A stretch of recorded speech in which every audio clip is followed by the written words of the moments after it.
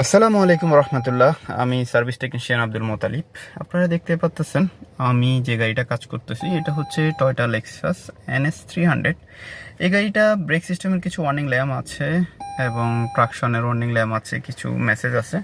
তো আমরা অলরেডি এই সিস্টেমগুলো নিয়ে অ্যাভেলেবেল কাজ করি এবং কাজ করতেছি।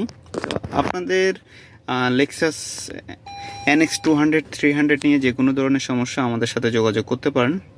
আমরা অ্যাভেলেবেল এই কাজগুলো করে থাকি এবং আমাদের কাছে স্পেয়ার পার্টসও অ্যাভেলেবেল আছে।